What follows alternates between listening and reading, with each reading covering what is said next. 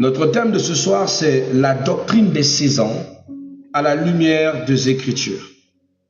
La doctrine des saisons. On entend souvent parler des gens qui disent « c'est ma saison, ce n'était pas ta saison, ce n'était pas encore ton temps, etc. etc. » Mais est-ce que c'est biblique? Est-ce que c'est normal de le dire? Est-ce que c'est fondé? Est-ce que c'est vrai? C'est ce que nous allons découvrir ce soir dans le nom de Jésus. Vous savez, la Bible révèle que Dieu agit selon des temps. La Bible révèle aussi que Dieu agit selon des saisons. Rien n'arrive par hasard dans la vie d'un croyant. Rien. Chaque étape, chaque épreuve, chaque bénédiction, toute chose qui vous arrive est prévue dans ce qu'on appelle le plan de Dieu. Dans le principe même de la prédestination. Il n'y a pas une seule chose qui se fait que Dieu n'a pas prévu. Tout ce qui se passe dans le ciel, sous la terre, toutes les réalités qui arrivent, Dieu les a déjà prévues. Chaque étape, je dis bien, et chaque épreuve, chaque bénédiction s'inscrit dans le calendrier divin. Comprendre la doctrine des saisons spirituelles, c'est apprendre à discerner les moments de Dieu afin de marcher en harmonie avec sa volonté. Vous avez donc besoin d'apprendre ces moments, ces instants, et surtout cette doctrine qui n'est pas en leurre. Vous savez, un jour, il y a eu cet homme-là que beaucoup aiment. Je ne suis pas contre lui, mais j'aime pas sa façon de se cacher derrière le pastorat lorsqu'il ne l'est pas. Il s'agit de Camille Makosso qui va publier une chose pour dire que le temps de Dieu est une fausse enseignement que les églises utilisent pour pouvoir endormir le peuple. Et je pense que j'avais fait même une réponse à sa vidéo qui n'a jamais eu le courage de contredire. Il dit que dans la Bible, il n'est pas dit nulle part qu'il faut attendre le temps de Dieu. Le temps de Dieu n'existe pas. Mais cependant, Ecclésiaste chapitre 3 verset 1 dit ceci. Il dit, il y a un temps pour toutes choses sur le ciel. Un temps pour toutes choses dans le ciel. Il y a un temps pour tout. Un temps pour toutes choses dans le ciel. Vous devez savoir que tout a un temps. Et tout dépend d'un temps. Dieu est le maître des saisons. Et les saisons sont réelles dans la vie d'un enfant de Dieu. Dieu est le créateur des saisons. Ça soit naturel comme spirituel. Comme dans la nature, où il y a des saisons qui changent selon les périodes, selon un ordre précis. La vie d'un croyant passe aussi par des temps différents ordonnés par Dieu. Il les a déjà prévus. Dans le livre de Genèse chapitre 8, 22, il est écrit que tant que la terre subsistera, les semailles et la moisson, le froid, la chaleur, l'été, l'hiver, le jour, la nuit ne cesseront point. Et c'est lui qui établit ce principe. Il dit que tant que la terre va subsister, il y aura ces saisons. Il y aura la saison de la moisson, il y aura la saison de la semaille, il y aura la saison du froid, il y aura la saison de la chaleur, il y aura la saison de l'été, il y aura la saison de l'hiver, il y aura le jour comme il y aura la nuit. Et c'est lui qui décide de cela. Personne ne peut le changer. Alléluia. Ce verset montre la permanence du cycle divin. Dieu utilise les cycles pour enseigner la patience, la foi et la persévérance. Ce sont les trois principes qui accompagnent le grand principe de la doctrine de la saison.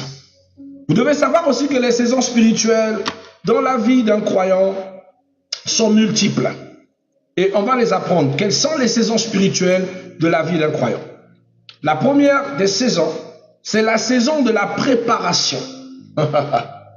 Tout chrétien doit savoir que dans sa vie, il y a un moment précis où il doit se préparer.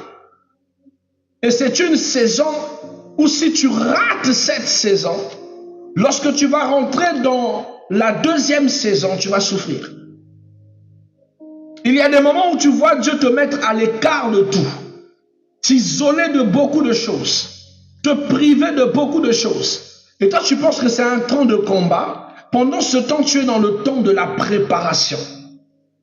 Un temps où tu sais qu'il y a une gloire à venir, une gloire que vous aspirez qui sera à votre disposition, mais que vous devez travailler dur, que vous devez préparer si vous voulez témoigner.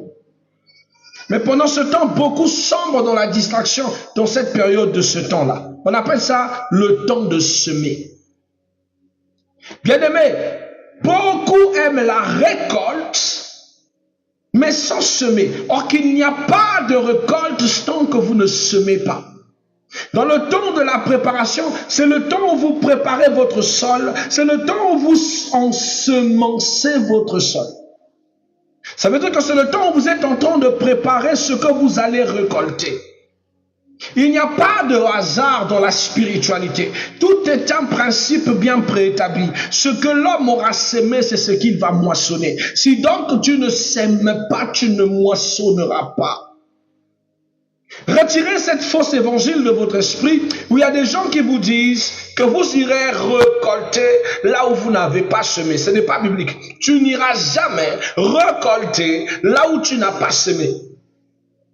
Donc pendant que Dieu te met dans le temps où tu dois te préparer à aspirer aux choses les plus grandes, travaille, prépare ce terrain, sème, c'est important. Je ne vais plus retourner dans la sémence, on avait déjà prêché sur ça. Donc aujourd'hui, je parlerai plus de la saison. Amen. Donc la première des saisons qui est la saison de la préparation, c'est une période de formation, de silence et d'obéissance. Dieu travaille le cœur avant de manifester sa promesse. Nous prenons par exemple l'exemple de Joseph dans la maison de Potiphar et de la maison de Potiphar jusqu'en prison, de la prison à la maison de Pharaon. Tout cela était une préparation. Dieu envoie Joseph dans la maison de Potiphar, d'abord vendu en esclave. Il a dû faire des preuves autant qu'esclave des champs. Et de l'esclave des champs, il est reconduit dans la maison de Potiphar. De la maison de Potiphar, il reçoit des responsabilités. Il est tenté de coucher avec la femme de Potiphar, mais il n'est pas tombé en tentation. Tout ça, c'est la préparation. L'épreuve, amen, est la période de préparation. C'est l'endroit où vous êtes testé, c'est l'endroit où vous êtes préparé, où vous recevez l'éducation qui doit vous emmener à une certaine gloire. D'où je dis souvent, celui qui a loupé la préparation, celui qui a loupé l'épreuve, peut se retrouver autour d'un rond-point. Souvent tu fais du surplace, c'est pas le diable. Souvent tu fais du surplace, c'est pas les sorciers de la famille. C'est juste parce que tu as méprisé l'épreuve, tu as fui l'épreuve. Or l'épreuve est là pour te rendre valable au temps de la récolte. Tu ne peux pas obtenir ce que tu veux si tu ne passes pas cette période. Joseph a passé cette période.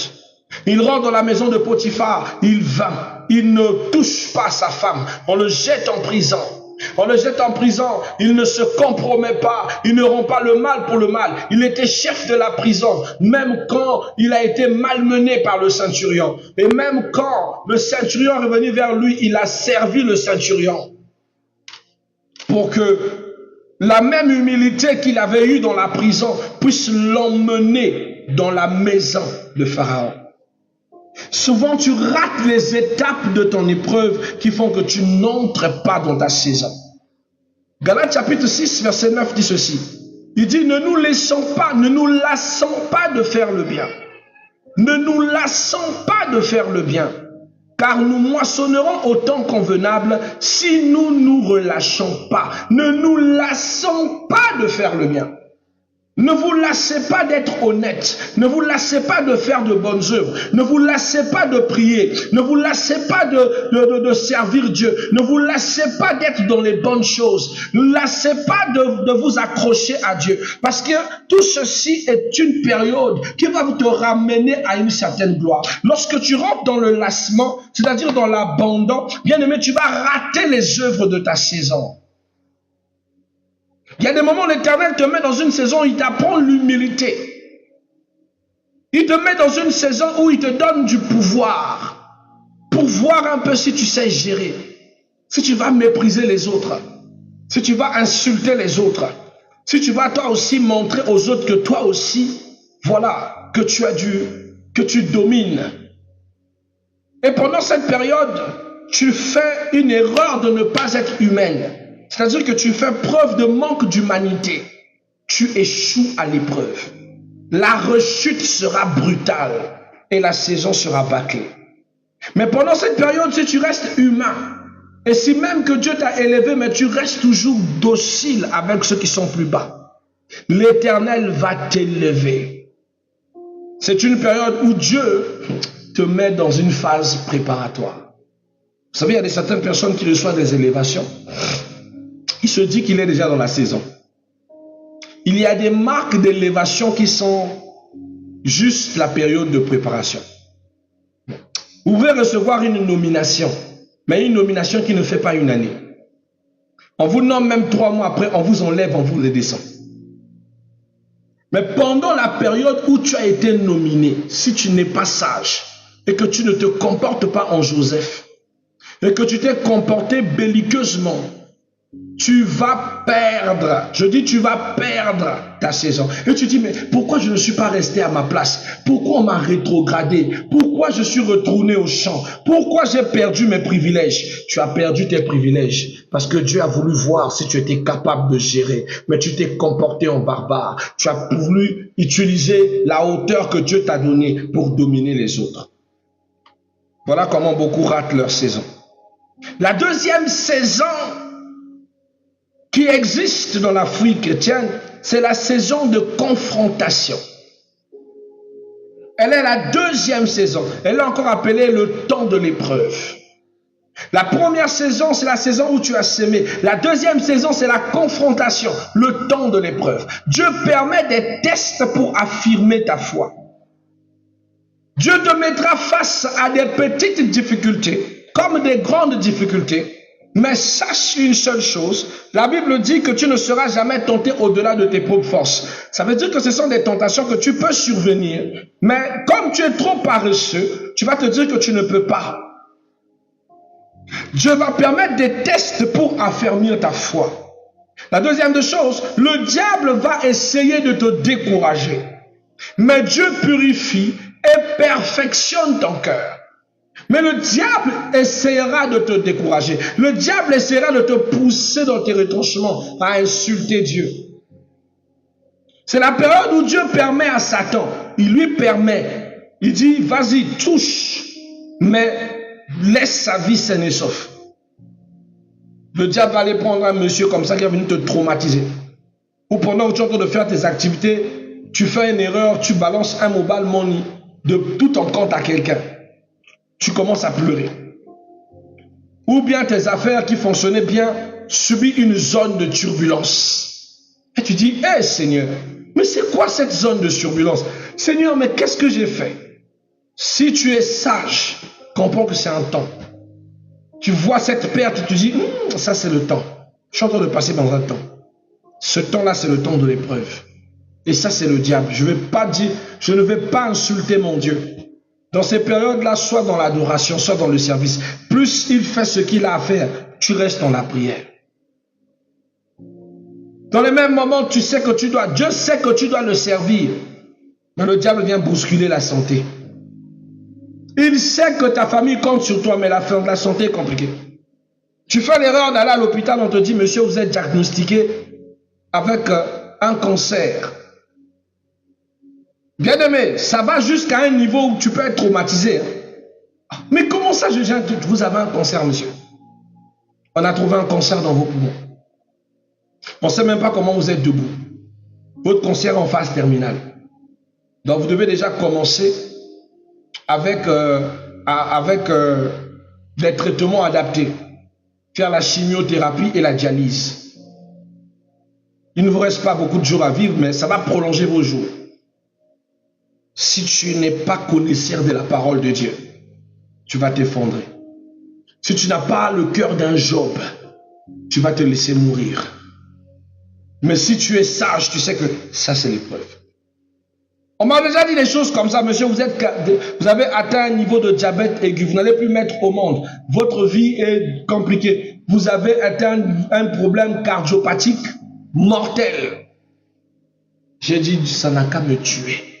Je suis rentré dans un jeûne d'une semaine. On m'a dit, prends les produits. J'ai dit, jamais. Je ne peux pas devenir diabétique. Je deviens stérile. En même temps, je deviens cardiopathique. Tout ça en même temps. Qu'est-ce que j'ai fait? Qu'est-ce que j'ai mérité faire pour ça? Où Dieu dans le ciel est Dieu, où il me prend. Tant mieux encore qu'il me prenne que je vive comme ça. J'ai refusé de prendre les produits. Je suis sorti de l'hôpital. J'ai jeûné pendant 7 jours. Je dis bien, pas un jeûne où tu finis de manger, tu finis à 17 h, tu manges. 7 jours, je n'ai pas mangé. Mais j'étais malade. J'ai failli mourir au 5e jour.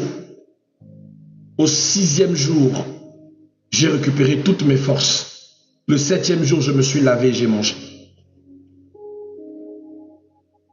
Je retourne à l'hôpital pour faire des examens. J'étais complètement guéri. Il n'y avait plus une maladie. Le docteur ne savait pas, mais comment tu as fait? Parce que je refusais de céder au rapport du diable. Je sais que Satan a le don de pouvoir modifier les choses pour me faire peur. Ton problème avec toi, c'est que quand tu vois tes épreuves, tu ne sais pas regarder la façon de faire de Satan. Automatiquement tu dis, c'est vrai, ma santé, surtout quand on touche à ta santé, tu es tellement sensible à la santé. Moindre grippe chez le docteur, fièvre, docteur, éternuement, docteur. Au point que Satan sait que c'est l'endroit approprié pour te faire du mal. Pour d'autres personnes, c'est leurs enfants. Satan va passer sur vos enfants. Il va les rendre belliqueux, bandits, voyous, terribles, incontrôlables, insoutenables, juste pour briser ta foi. Et toi aussi, tu es tombé, tu n'arrives plus à prier parce que tu as un type d'enfant qui t'ont paralysé, qui t'ont brisé. Or que tu es dans la deuxième partie de ta saison, la saison des confrontations. Et tu ne fais qu'échouer. Voilà pourquoi tu ne rentres pas dans la saison de gloire. Or, tu dois dénir mordicus. Tu ne dois pas perdre la foi. Car dans cette période, Dieu permettra des choses qui vont arriver. Le diable voudra te décourager, mais ne te décourage pas. Sois comme Job dans la souffrance. Il est resté ferme. Job n'a pas perdu la foi. Sois comme Jésus dans le désert. Quand même Satan lui présentait des obstacles, Jésus est resté fidèle. Dans 1 Pierre chapitre 1 verset 7, il est écrit: afin que l'épreuve de votre foi, plus précieuse que de l'or périssable, ait pour résultat la louange et la gloire. L'épreuve de votre foi doit avoir pour résultat la louange et la gloire.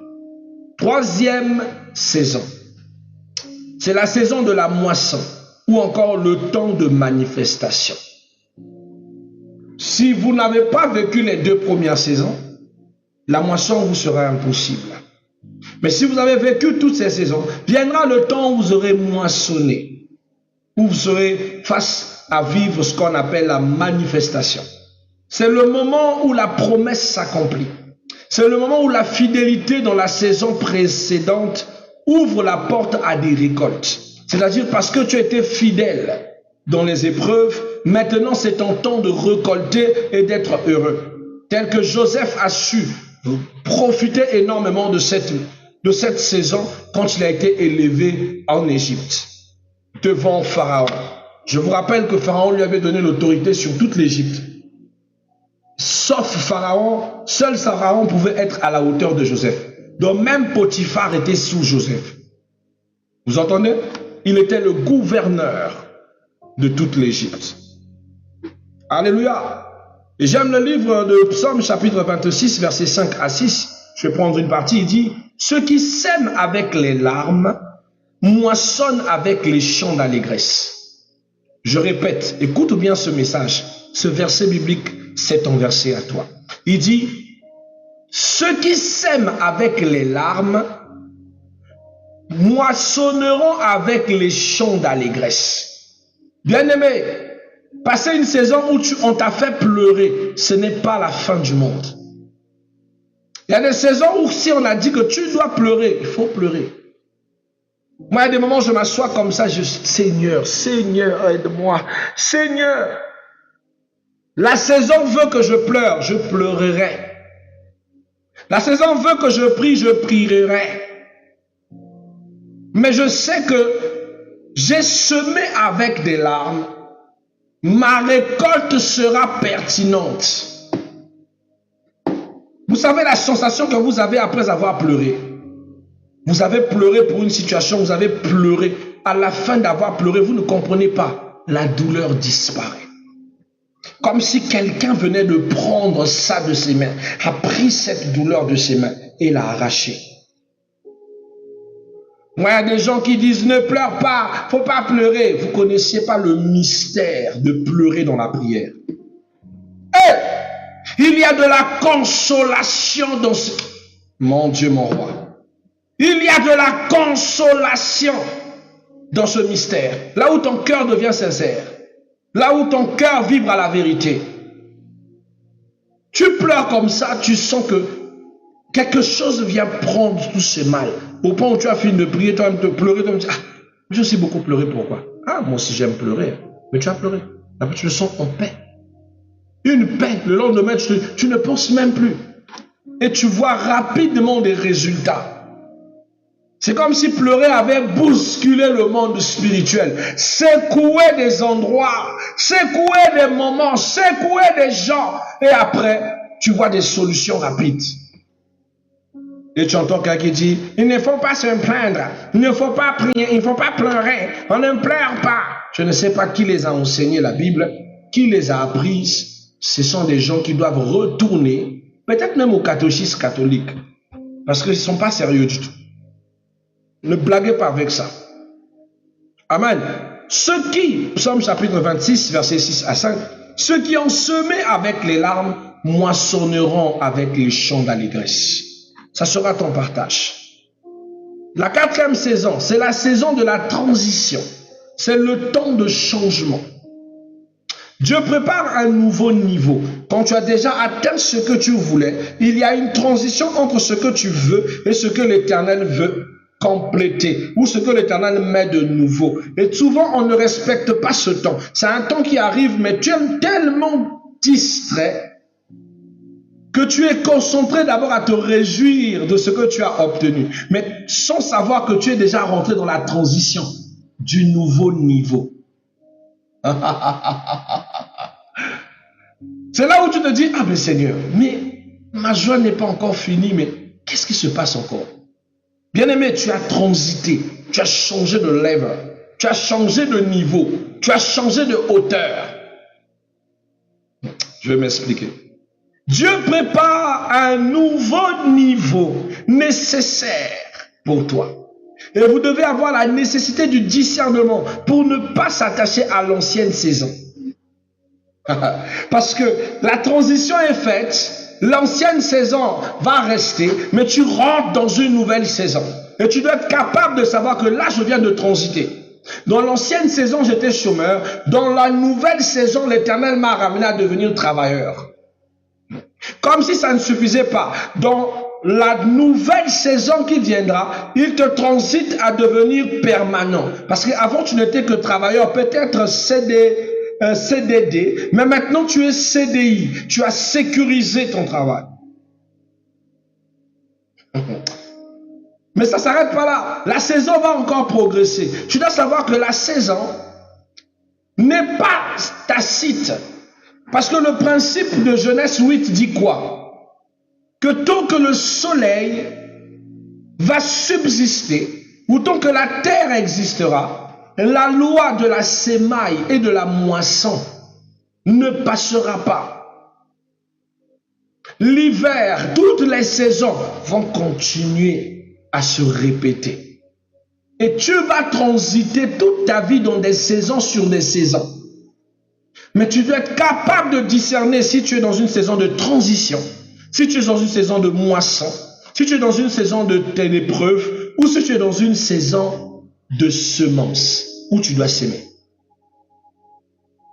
C'est très important ce que je vous dis. Alléluia. On prend l'exemple de Moïse. Moïse cède la place à Josué. Moïse a compris que pour lui c'est fini. Ce n'est plus sa saison. Il doit céder la place à Josué. Élie a compris que ce n'est plus sa saison. C'est maintenant la saison de céder la place à Élisée. Et c'est dans les moments de transition, tu dois apprendre à faire de la place pour ce qui sera encore plus grand. Si tu retiens la saison, tu vas t'étouffer et tu vas être combattu. Il y a des moments comme ça dans la saison, mon bien-aimé. Je vais choquer quelqu'un. Tu sens que plus rien ne va, mais c'est parce que jusque-là, tu es dans la maison familiale. Il y a des moments où tu vas sentir que plus rien ne va. C'est parce que jusque-là, tu es dans la maison où tu vis. Tu avais commencé, tu n'avais rien, tu vivais dans un petit studio, un petit loft, tu te serrais dans les mauvaises conditions. Dieu t'a béni. Mais Dieu te bénit, il t'élève, mais tu préfères garder la même condition. Or, le changement de saison ne s'adapte plus avec le milieu et l'endroit où tu vis. Et tu insistes, mais ça te bloque. Et tellement que tu es en train de lutter, ça te rétrograde, te ramène à l'ancienne saison. Il y a des saisons où tu sens Dieu te dire, quitte la maison de ton père. Il y a des saisons où tu entends Dieu te dire, il est temps que tu laisses l'endroit où tu es pour aller ailleurs. Il est temps que le travail que tu fais là, que tu voies un autre niveau de ce travail. Il est temps que tu arrêtes de se concentrer qu'à Brazzaville. Maintenant, tu dois aller en Europe. Maintenant, tu dois aller en Asie. Maintenant, tu dois aller ailleurs. C'est bon, tu as assez travaillé pour quelqu'un. Maintenant, tu dois commencer à créer ta propre entreprise. On appelle ça la période de transition.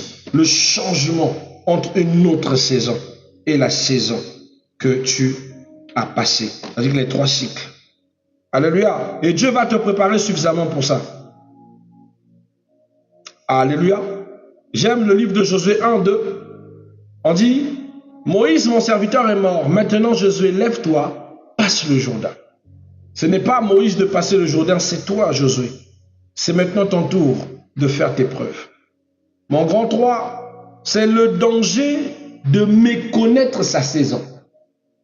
Le fait de ne pas connaître en quelle saison vous êtes peut être très dangereuse et très nocif. Ce que vous n'avez pas le temps, vous ne prenez pas le temps de distinguer à quelle saison vous êtes. Vous savez, beaucoup échouent parce qu'ils agissent hors de leur temps. Il y a un temps pour toute chose. On ne se marie pas dans tous les temps. On ne s'aime pas dans tous les temps. Il y a des temps où on ne s'aime pas. Il y a des saisons où tu n'es pas censé semer. Il y a des saisons où tu n'es pas censé te distraire.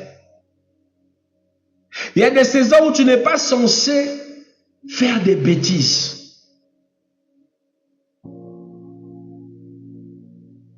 Quelqu'un entend? Il y a des saisons où tu dois rester concentré. Je dis à l'Éternel, je ne fais qu'échouer, je ne fais qu'échouer. Il m'a dit, tu n'es pas dans la saison de l'alcool, tu n'es pas dans la saison des femmes, tu es dans la saison de la consécration. Arrête-moi ces bêtises-là si tu veux porter la couronne. Je dis, ah! Or, qu'en ce moment-là, j'étais en couple avec quelqu'un que j'aimais bien. L'Éternel me dit, quitte-la. Si tu veux la reprendre, reprends-la après. Mais pendant ce que tu veux obtenir cette année-là, tu n'as pas besoin de ce genre de distraction. J'étais encore frère simple à l'époque. Je dis, ah, moi je vais quitter, quitte-la. Je dis, Seigneur, mais je l'aime. Mais comment je peux quitter ce que j'aime? Quitte-la. Et j'ai pris mon courage à 2 mains, je suis allé la voir, je dis, écoute, je rentre dans une période où je dois beaucoup me concentrer dans la prière. Si tu m'aimes, attends-moi même 9 mois plus tard, même 10 mois plus tard. La fille me regarde, moi, me séparer de toi pour t'attendre 10 mois plus tard. On dirait que tu es le seul garçon sur la terre. Je préfère faire mon chemin. Si tu m'aimes, tu me reçois. Je suis même pas laisse. Elle est partie. Je suis rentré à la maison en train de succomber à mon engouement. Un engouement brutal, mais nécessaire. J'ai eu du mal à dormir la nuit en question tellement le engouement était fort. Je regardais mon téléphone à chaque fois pour voir s'il y avait des messages. Mais je sais que c'est une période que je ne dois pas avoir de partenaire. J'ai résisté, il y avait des tentations. Oh mon Dieu, des tentations, je vous dis, de toute qualité. Comme j'allais souvent au centre culturel russe, j'ai croisé une Russe, très belle femme. Elle s'appelait Tatiana, congolaise russe. Elle m'a proposé d'aller en Russie. Elle m'a mis des pièges. J'ai dit non, je reste. Quand j'allais faire arabe, j'ai rencontré la fille d'un grand monsieur qui est marocain et qui faisait passer de mon club d'arabe. Et lui aussi m'a mis des bâtons dans les roues comme ça. J'ai dit non, Dieu m'a dit cette saison-là, je ne serai pas avec quelqu'un. Je vais rester concentré. Fallon, pose ta question. J'ai dit, ah Seigneur, ça va être dur, mais que faire? Je dois préserver la saison. Je suis arrivé maintenant face à la phase de ma saison. Je savais que j'ai payé le prix pour ma saison. J'ai suffisamment patienté pour cette saison. Maintenant, c'est mon temps de récolter. Bien-aimé, cette année-là, je n'ai pas décroché qu'un seul de tout ce que je faisais. J'ai réussi dans tout ce que j'avais entrepris. J'ai réussi dans tout ce que j'avais entrepris. C'était en même temps une année de soutenance, d'examen, de tout. Et j'avais tout validé. Et comme si Dieu ne dort pas, j'étais enfin promu de chef du service personnel à assistant RH. Je venais carrément après le directeur, la directrice des ressources humaines de la société où je travaillais. Le prix à payer, je l'ai eu. Tu ne peux pas entrer dans une certaine phase de la saison si tu ne connais pas les clauses de la saison. Et si tu n'apprends pas à faire certains sacrifices, bien aimé, tu ne vas pas y entrer. Tu entends? Une saison hors saison, une sémence hors saison ne germe pas. Une sémence hors sa saison ne va pas germer. Voilà pourquoi si tu ne respectes pas la saison, tu vas s'aimer des choses qui ne produisent pas dans cette saison. Voilà pourquoi je te dis que toute saison n'est pas une saison où l'on s'aime. On ne peut pas s'aimer de tout dans chaque saison. Hey, ton problème à toi, c'est que toi tu penses que de janvier à dimanche, à décembre, tu dois toujours prier pour le mariage. Lorsque tu n'es pas dans la saison du mariage, il y a des gens qui sont là avec des gros rêves de mariage, mais pendant ce temps qu'il est dans la saison du travail. Dans la tête de Dieu, toi, tu dois travailler, tu dois être restauré, t'assises. Toi, dans ta tête, Seigneur, rencontrer le mari de ma vie, l'homme de ma vie, l'homme selon mon cœur. Mais Dieu te dit, c'est pas ta saison. Toi, tu ne fais que s'aimer sur le mariage. Je sème sur le mariage. Je sème sur le mariage. Maman, si tu vas dans le mariage avec le degré de pauvreté que tu as, tu vas sortir de là encore plus précariote. Ce n'est pas ta saison. Calme-toi. Stay. Sème le travail. Dépose les dossiers. Fais des choses importantes. Ne te distrais pas. Tu vas t'éloigner des œuvres de ta saison. Aïe. Là, tu es en train de prier, Seigneur, ce mariage. Oh, Seigneur, il y a même des sœurs prophétiquement qui ont déjà acheté le voile. Et elles prient et portent le voile du mariage. Oh, Jésus, mon mariage. Est-ce que tu es dans ta saison? Après, tu entends, papa, je suis fatigué de prier pour le mariage. Mais c'est pas ta saison. C'est pas ta saison. Tu es en plein hiver. Toi, attends l'été Attends l'été. Toi-même, tu as déjà vu un bon mariage dans l'hiver. Aïe, c'est quoi ton affaire? C'est comme ça que Jésus marche. Il vient trouver un joli figuier. Le figuier a les feuillages, mais il n'a pas de fruits.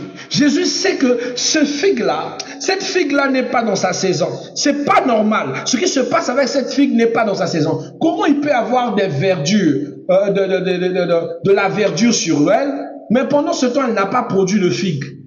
Et parce que l'arbre en question n'était pas dans sa saison, Jésus maudit l'arbre, dit la parole. Et ils sont partis. Quand ils sont revenus, l'arbre a totalement séché, comme elle était censée être dans la saison en question. Il y a des saisons où tu seras sec. Il est important que tu deviennes sec pour que lorsque la saison arrive, la pluie te redonne ta plus belle et nouvelle somptueuse position. Et que tu donnes enfin du fruit. Si la transition de la saison ne retire pas tout ton feuillage, la pluie ne te donnera pas de beaux de belles feuilles, de belles branches. Ah, on doit tout te dire. Donc comprends que toutes les saisons ne sont pas des saisons qu'on sème. Car une semence hors saison ne germe pas. Il faut écouter la voix du Saint-Esprit pour savoir quand il faut agir. Chaque fois demander à Dieu, est-ce le bon chemin? Est-ce la chose à faire? Est-ce que ce que je dois faire là, c'est le mieux pour moi? C'est très important.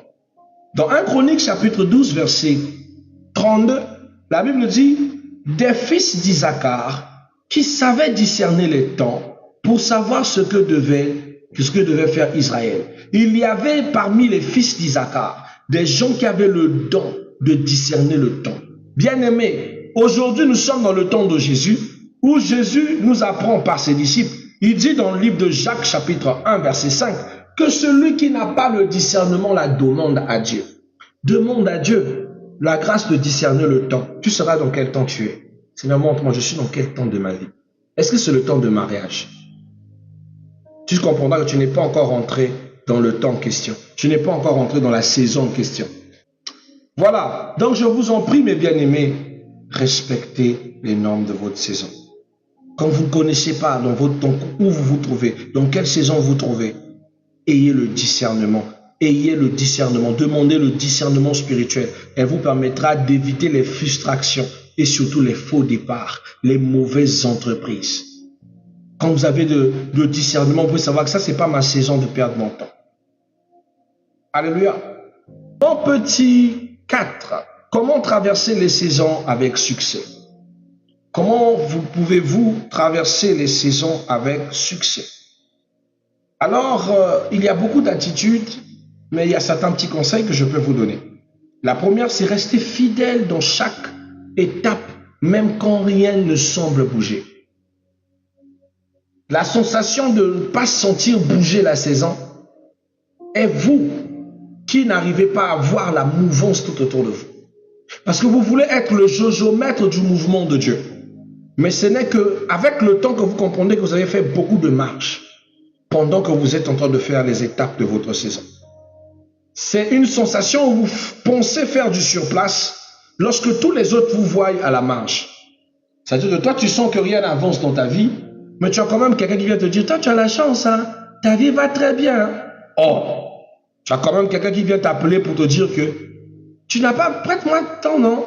Attends-toi l'argent, tu manges le seul. Tu vois comment quelqu'un qui vient te dire que toi, tout va bien chez toi. Pendant que toi-même, tu sais que non, je suis en train de faire du surplace. Mais en réalité, qui a tort et qui a raison? C'est toi qui as tort. Parce que tu ne vois pas ce que le Christ déjà est en train de faire. Et le fait que tu réunis cette évidence devient un blocage dans ton esprit. La deuxième des choses, gardez la foi et la joie, car Dieu ne se trompe jamais dans son calendrier. Si c'est ton temps, ça sera ton temps. Alors, il ne se trompe pas. Si c'est le temps de l'autre, réjouis-toi avec l'autre. Ne te frustre pas comme si tu n'auras pas toi aussi ton temps à célébrer. Tu vas te faire du mal pour rien. Chacun son tour chez le coiffeur Mamadou. Alléluia. Se soumettre à l'église saint qui révèle les moments d'agir. Parce que souvent, le code de conduite peut venir de celui qui te guide. Il te dira, là, on est dans telle saison. Attention, Féliane, nous sommes dans telle saison. Donc, change ta façon de te lever. Attention, fais ceci. Prends cette posture. Arrête ceci. Fais attention à ceci. Ça veut dire que l'église ou celui qui te guide peut te préparer face à la saison. D'où celui qui se dit qu'il n'a pas besoin de guide spirituel. C'est quelqu'un qui va à l'assassinat face à sa saison. Les gens qui n'aiment pas les suivis pastoraux là, et qui se guident eux-mêmes, ils mangent toujours le macadam. Ils échouent glorieusement parce qu'ils ne veulent pas être suivis, ils ne veulent pas être éduqués spirituellement. Non, moi, j'ai pas besoin de suivi, je n'aime pas les suivis pastoraux. Le Saint-Esprit, c'est mon seul guide. Ah bon? Mais lorsque l'Éternel envoie les pasteurs, il dit au pasteur, je redemanderai l'âme de chaque brebis à votre main. Vous pensez que c'est pour blaguer? Aïe! Moi, vous avez la chance, vous avez pasteur. Moi, je cherche même pasteur. Je pouvais me mettre sous la guidance de quelqu'un, me reposer un peu de mon travail, ça sera bien. Et là, quand tu appelles la sœur, tu lui dis, ma sœur, fais attention. Elle se fâche. Après, elle t'insulte, surtout les sœurs de Pointe-Noire. Après, c'est pour pleurer. C'est pas moi, c'est vous. Alléluia. Ne pas comparer sa saison à celle des autres. Ce n'est pas parce que l'autre est dans sa saison que forcément c'est la tienne.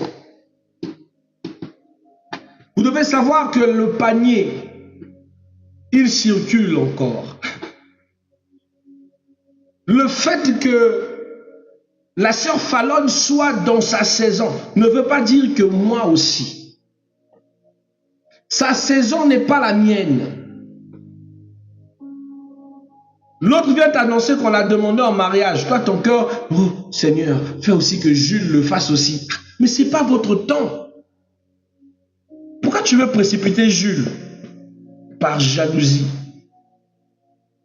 Tu entends que l'autre a mis au monde ou l'autre est tombé enceinte, ton cœur. Seigneur, pourquoi elle tombe enceinte et pas moi? Qu'est-ce que je t'ai fait? Qu'est-ce que je dois accomplir? Qu'est-ce que je n'accomplis pas bien pour que moi je puisse aussi tomber enceinte? Maman, calme-toi.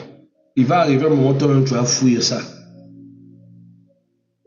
On est avec madame, mon épouse, que Dieu la bénisse. Nous commençons notre vie commune tranquillement. 1 année, 2 ans et demi, elle subit les pressions. Mais toi, tu es dans le foyer, tu ne mets pas au monde. Tu es dans le foyer, tu ne mets pas au monde. Oh. Moi, je m'en fous pas mal. Elle vient me dire, je dis, mais attends, non, t'occupe pas de ça, mon cœur. C'est ça. Regarde, moi, même mettre au monde maintenant, ce n'est pas ma priorité. Moi, ce que je veux, c'est savourer mon mariage tranquillement. Il n'y a pas d'enfant pour vous embêter, personne ne vous fait chier, c'est bon. Vous avez le lit pour vous-même, vous avez la maison pour vous-même, vous exprimez votre love tranquille. Les enfants, c'est des casse-pieds. Elle te dit, non, non, non, non. Tout le monde se moque de moi, je ne donne pas des enfants, il faut que j'aie des enfants. Je dis, ah Seigneur, regarde certaines personnes qui aiment des problèmes. Aïe, tu auras des enfants, tu n'as pas de problèmes. Qu'est-ce qu'on n'a pas proposé à mon épouse? Non, prendre des tisanes. J'ai dit, laisse-moi les bêtises. Oh, il faut faire des examens médicaux. On va faire des souffles pour souffler les trompes. Oh, tout. J'ai dit, laisse-moi ces bêtises. Quand il arrivera ton temps, tu tomberas enceinte. Il a dit, non, en fait, peut-être ce sont les injections que j'avais prises. Il faut traiter les injections. J'ai dit, laisse ça. Quand tu seras enceinte, je le saurai, t'inquiète. À force de précipiter ce qui doit arriver, elle ne s'attendait même pas, elle est enceinte. Elle ne sait même pas qu'elle est enceinte. C'est moi qui lui dis, madame, tu es enceinte. Oh non, tu es enceinte. C'est pas possible, je viens d'ovuler. Je suis même en train d'ovuler. Donc elle était même en train d'ovuler. Je dis, tu es enceinte. Elle va faire le test, elle est enceinte. Mais comment? C'est pas possible. Enceinte. Elle est contente, là, elle célèbre, elle bénit l'Éternel. C'est pas fini, hein. Elle tombe enceinte. 2, 3 ans ou 4 ans après, elle tombe enceinte. Une année, elle ne se repose même pas. Elle est même sous piqûre. Elle tombe enceinte. Quand elle arrive pour la deuxième déjà, il dit non, c'est bon, je me repose. Je ne veux plus tomber enceinte. C'est bon Dieu. J'avais demandé des enfants, mais là, ça commence à arriver trop. C'est bon. Elle tombe encore enceinte. Quand tu veux forcer la saison, quand la saison va te repérer, ça va te saouler. Là, ce que je l'avais dit là, on peut se reposer, les enfants font du bruit. Je pense qu'elle me suit même là-bas, elle ne peut pas dormir. Winner fait le bruit. Or, lorsqu'il n'y avait pas de petits, on était bien. Là, le lit à vous-même, la maison à vous-même. Les enfants viennent là, voilà. Voilà une manière de vous dire, mes bien-aimés, que la saison, il y aura toujours votre temps dans la saison. Il y aura une saison où ce que vous cherchez, vous l'aurez. Et tellement que vous l'aurez, l'Éternel va tellement exagérer que c'est vous qui allez fuir. Vous voulez des enfants? Ah, vous allez en avoir. Jusqu'à ce que vous-même vous asseyez à un moment où vous dites, mais Seigneur, j'en ai trop maintenant. On dirait que je risque de faire un IVG. Tu auras des enfants. Tu en auras.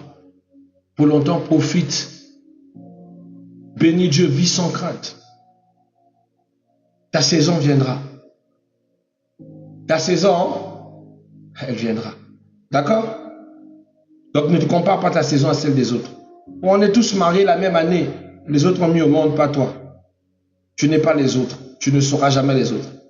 Semez dans la prière, dans la parole, le service durant le temps d'attente. Pendant que tu patientes face à ta saison, semez dans la prière. Il y a des gens qui, pendant la saison, comme la saison met du temps, ils ont abandonné la vie de prière. C'est toi-même qui vas lire l'heure.